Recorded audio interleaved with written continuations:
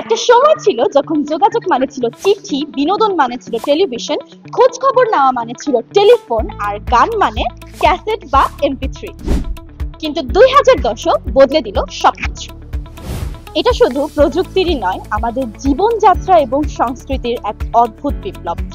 আজ আমরা চারজন সেই গল্পই শোনাবো, কিভাবে নোকিয়া ফোন থেকে স্মার্টফোন রূপান্তরিত হলো।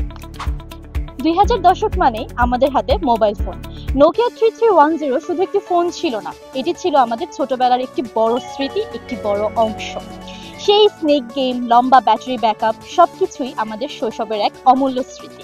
এরপর 2007 সালে স্টিভ জব যখন আইফোন নিয়ে এলেন, তখন যোগাযোগ শুধু কল এবং মেসেজে সীমাবদ্ধ থাকলো না।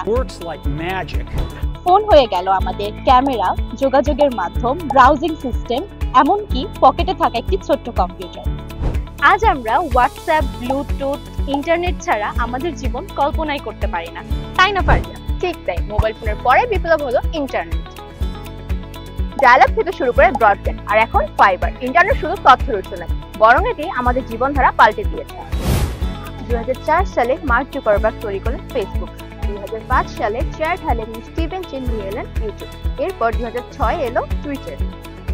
এর সাথেই তৈরি হলো digital news portal, blog and web journalism. আজ খবর পড়তে আমরা পত্রিকা কিনি, অনলাইনে ঢুকে পড়ি, আর সোশ্যাল মিডিয়ায় হরহামেশাই চলছে নতুন ট্রেন্ড, আর সাংবাদিকতায় নতুন মাত্রা যোগ করেছে ওয়েব জার্নালিজম।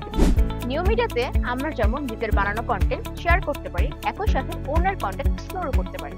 কন্টেন্ট বলতে আমাদের মাথায় আসে বিনোদন। বিনোদনের দুনিয়াতে 2000 দশক ছিল একেবারে চমক। সিনেমা হলে শুধু ফিল্ম রিল নয়, আসলো ডিজিটাল প্রজেকশন।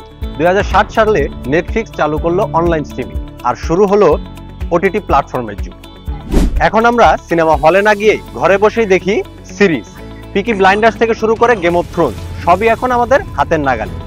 এছাড়াও এসেছে হাইটেক ভিএফএক্স, যার একটি বড় উদাহরণ হচ্ছে অ্যাভাটার। মিউজিক থেকে এমপি3, সিডি, ক্যাসেট এইসব যেন এখন একদম হারিয়ে গিয়েছে। চলে এসেছে ইউটিউব এবং স্পটিফাইয়ের মতো অ্যাপ। এখন আমরা ব্লুটুথে গান শুনি এবং ব্লুটুথ স্পিকারের মাধ্যমে আমরা পার্টি করে থাকি। জীবনের বিনোদনের মাধ্যমগুলো যেন পুরোপুরি বদলে গিয়েছে। ঠিক এরই ধারাবাহিকতায় 2000 দশকের শেষে শুরু হয়েছে কৃত্রিম বুদ্ধিমত্তার উত্থাপন। 2015 সালে শুরু করে ইলন মাস্ক ওপেনএআই এর যাত্রা। গুগল, মাইক্রোসফটের মতো কোম্পানিগুলো এআই কে ব্যবহার করে উন্মোচন করে এক নতুন দিগন্ত। আজ আমরা সাংবাদিকতায় দেখি এআই এর ব্যবহার, অটোমেটেড রিপোর্টিং, এআই রিপোর্টিং এবং ডেটা অ্যানালাইসিসের মতো কাজ।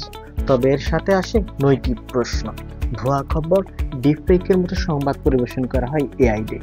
তবুও এআই এখন সাংবাদিকতার সহযোগী কিংবা মিডিয়া হাউস সিস্টেমগুলোর অটোমেশন সিস্টেম।